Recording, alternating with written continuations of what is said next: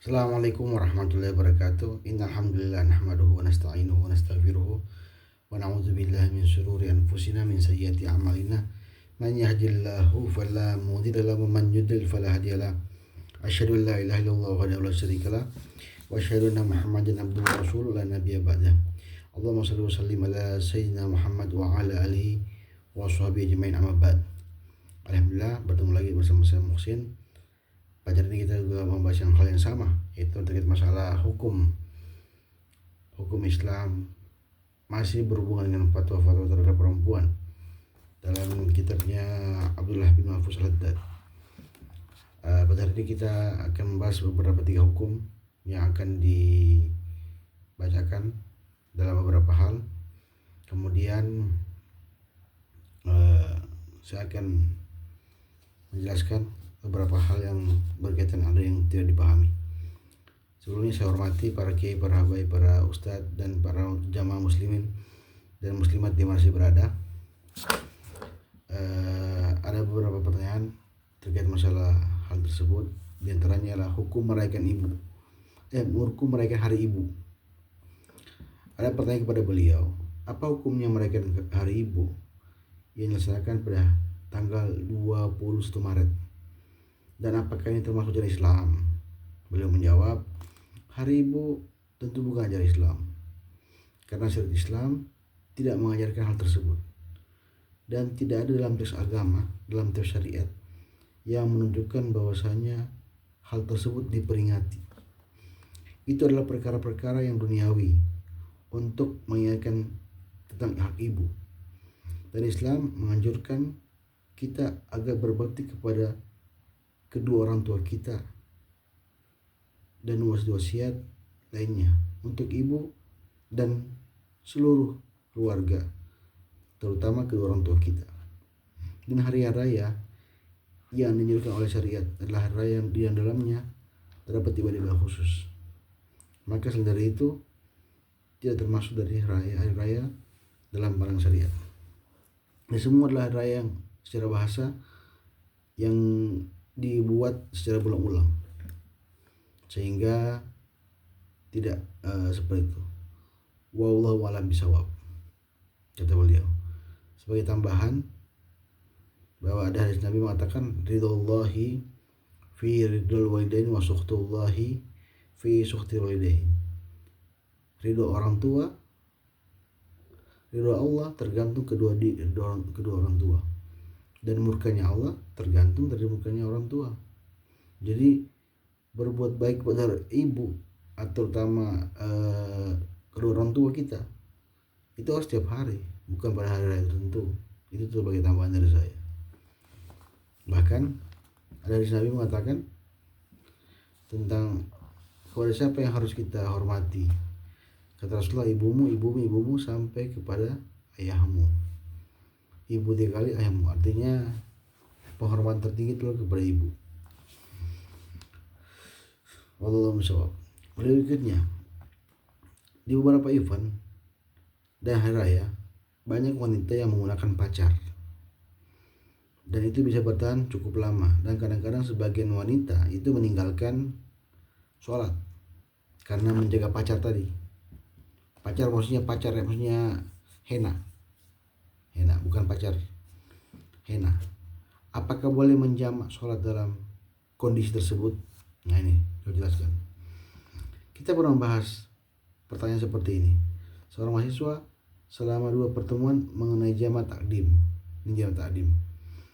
mendahulukan sholat asar dengan sholat zuhur pada kesempatan yang lalu, dikarenakan mereka tidak memungkinkan sholat di sekolah, sehingga dikhawatirkan meninggalkan sholat asar, sehingga dia jamak takdim. Ini beliau memberikan gambaran ada peristiwa hal tersebut. Dan kami sebutkan di sini mengenai menjamak sholat karena adanya hajat kebutuhan. Hal itu diperbolehkan oleh sebagian ulama. Di antaranya Ibnu Sirin dari kalangan tabi'in, Ashab dan kalangan pengikut Malik, Al-Ghafal, Asy-Syazi, Al-Kabir, pengikut Imam Syafi'i, dan beberapa ulama lain di kalangan ahli hadis. Dan itulah pendapat yang dipilih oleh Ibnu Munzir dari kalangan mazhab Syafi'i. Landasannya mereka adalah hadis dari Ibnu Abbas dalam Sahih Muslim bahwa Rasulullah SAW pernah menjamak sholat.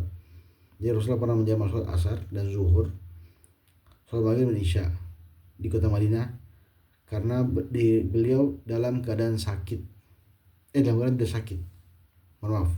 Jadi Rasulullah pernah menjamak sholat asar dan zuhur, maghrib dan isya, dan beliau tidak sakit ataupun hujan.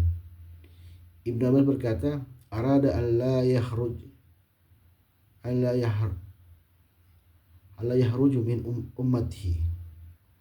Beliau Rasulullah SAW tidak ingin memberatkan umatnya. Sebenarnya Rasulullah tidak ingin memberatkan umatnya. Oleh karena itu para ulama tersebut memperbolehkan menjamak sholat jika ada keperluan selama tidak ada kebijakan atau tidak ada hajat yang lain. Jadi dalam keadaan biasa pun Rasulullah pernah menjamak sholatnya. Dan Imam Al-Haddad memerintahkan istri-istrinya ketika dia memakai pacar atau menghadiri pasar acara pernikahan agar tidak memakainya kecuali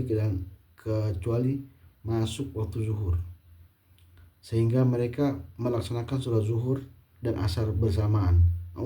Jadi Imam Haddad istrinya pernah disuruh untuk menggunakan pacar ketika setelah sholat zuhur dengan alasan bahwasanya Rasulullah Imam Haddad itu istrinya itu menjamak sholat zuhur dan asar ketika telah memakai pacar, artinya tidak berwudu lagi. Jadi ada peristiwa bahwasanya Imam Haddad pernah menyuruh istrinya seperti itu. Kemudian mengakhirkan maghrib bersamaan isya.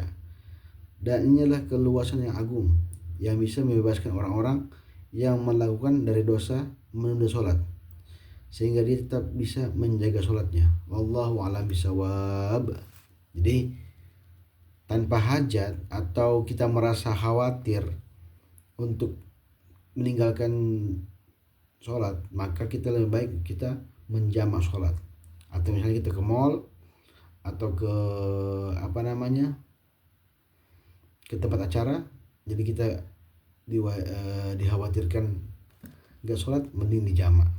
Ini menurut pendapat dari Abdul Mahfuz dengan landasan Imam Haddad pernah melakukan hal tersebut.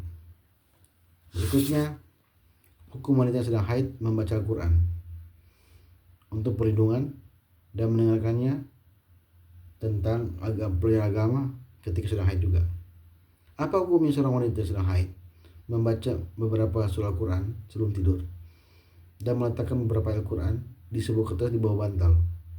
Apakah boleh wanita itu masuk ke masjid ketika sedang haid untuk mendengarkan pelajaran? Jadi ketika dia niatnya masuk masjid untuk mendapatkan pengajaran, apakah dia boleh memegang kitab agama dan membacanya ketika memberikan materi? Beliau menjawab, sungguhnya wanita yang sedang haid sama seperti orang yang junub, ia tidak boleh memegang Al-Quran. Jadi orang haid dan orang junub sama selama sehaid. Dan cukuplah sebagai perlindungan diri bagi wanita yang sedang haid adalah membaca zikir yang ada dalam hadis, dan dia sebaiknya tidak membaca Al-Quran secara mutlak. Maksudnya mutlak itu maksudnya membaca mushaf, Meskipun ada sebagian ulama yang memperbolehkan membaca Al-Quran ketika ingin tidur, tetapi makruh. Sedangkan meletakkan ayat Al-Quran di bawah bantal, maka hal itu sekalipun boleh tidak pantas, karena mengandung semacam penghinaan. Kalau memang harus dilakukan, maka hendaknya diletakkan di sampingnya, bukan di bawah bantal. Jadi menurut Imam Abdullah bin Mahfuz itu kalau meletakkan di bawah bantal agak riskan gitu. Maka ditaruh di samping. Sedangkan perlindungan diri adalah benar, itu benar melindungi diri, tapi dengan cara mengamalkannya, ajaran-ajaran Nabi. Adapun mengenai maksudnya wanita sedang haid dalam masjid, jika hanya sekedar untuk lewat saja untuk menuju ke tempat khusus tidak termasuk masjid, maka itu diperbolehkan dengan syarat tidak mengotori masjid. Sedangkan duduk dalam masjid dalam kondisi haid tidak boleh. dan dia tidak masalah membaca kitab agama atau membacanya atau membawanya. Yang dilarang ialah membaca Quran secara mushaf. Sedang kan kitab-kitab lain itu boleh. Jadi ketika seorang haid maka dia tidak boleh masuk masjid, dan kalau cuma lewat bisa. Dan membaca kitab atau kitab agama lain boleh. Demikian. Jadi itulah jawaban tiga hukum terkait masalah orang-orang perempuan, permasalahan perempuan yang bisa kita jelaskan hari ini. Demikian yang saya sampaikan, semoga manfaat untuk kita semua. Wabillahi taufiq wal hidayah. Wassalamualaikum warahmatullahi wabarakatuh.